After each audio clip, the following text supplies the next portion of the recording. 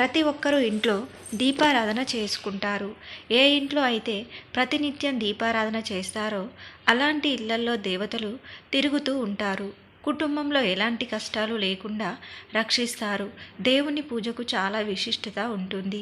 అయితే మీరు ఎన్ని పూజలు చేసినా సరే మీ కష్టాలు తీరట్లేదని బాధపడేవారు మీ పూజలో ఈ తప్పులు చేస్తున్నారేమో చూసుకోండి.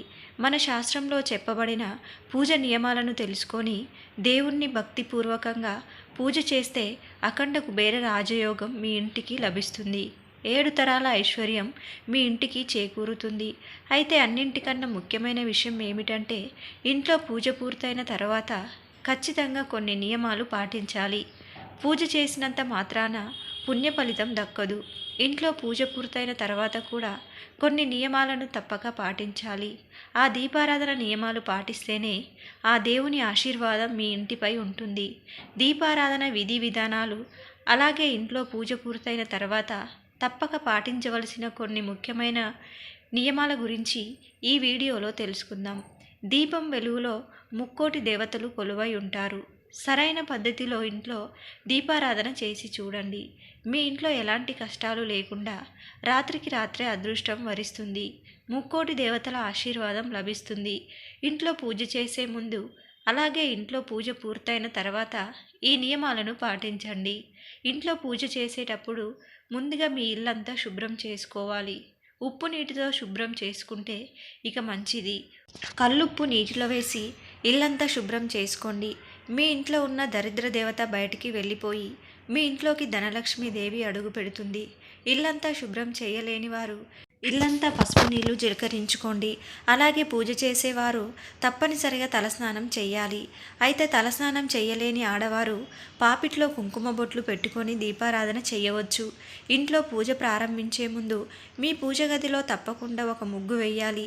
ముగ్గులో లక్ష్మీదేవి కొలువై ఉంటుంది కాబట్టి మీ పూజ గదిలో ముగ్గు వేసి ఇంట్లో దీపారాధన చేసుకుంటే మీ ఇంటికి అష్టైశ్వర్యాలు చేకూరుతాయి. పూజ చేసే ఆడవారు నైటీలు వేసుకొని దేవుణ్ణి పూజించకూడదు. చక్కగా చీర కట్టుకొని ఇంట్లో దీపారాధన చేస్తేనే మీ ఇంట్లో లక్ష్మీదేవి స్థిర నివాసం ఉంటుంది. మీ పూజ గదిలో తప్పకుండా మంచినీళ్లు పెట్టుకోవాలి. ఎందుకంటే మనం ఇంట్లో పూజ చేసేటప్పుడు పూజలో ఉన్న దైవశక్తులన్నీ ఆ మంచినీటిలోకి చేరుతాయి.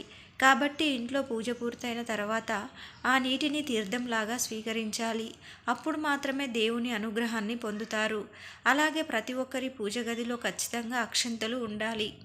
ఇంట్లో దేవుని పూజ పూర్తయిన తర్వాత అక్షంతలను దేవుని ఆశీర్వాదంగా భావించి అక్షంతలను తలపైన వేసుకొని దేవునికి నమస్కారం చేసుకోవాలి.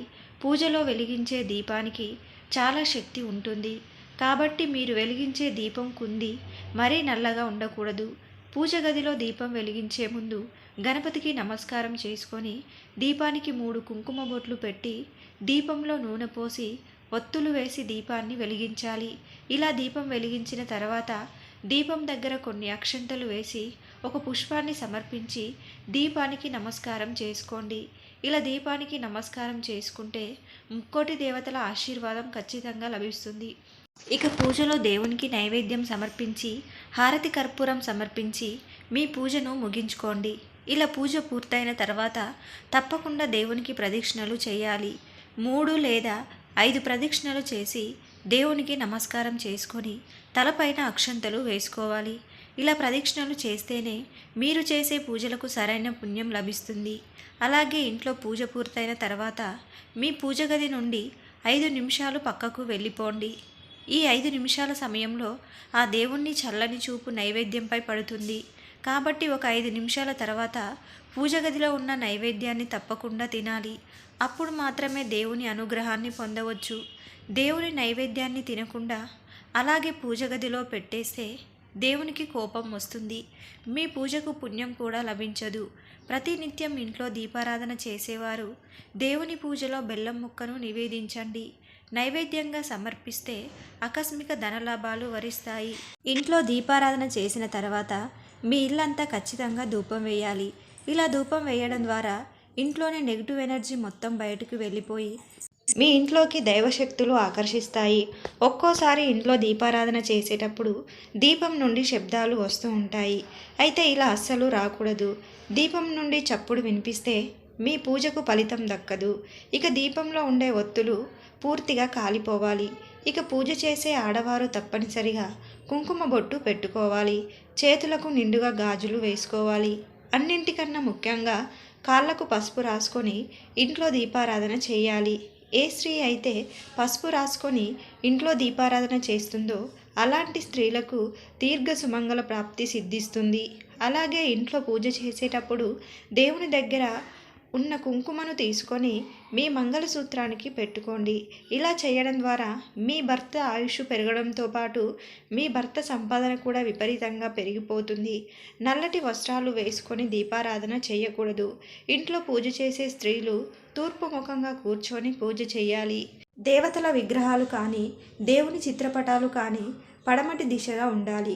ఒకవేళ ఇలా కుదరని పక్షంలో దేవుని విగ్రహాలను దక్షిణ వైపుకు పెట్టి ఉత్తరముఖంగా కూర్చొని పూజ చేసుకోవాలి. ఈ పూజ నియమాలను పాటిస్తే తప్పకుండా శుభం జరుగుతుంది. ఈ వీడియో మీకు నచ్చితే లైక్ చేసి సబ్స్క్రైబ్ చేసుకోండి.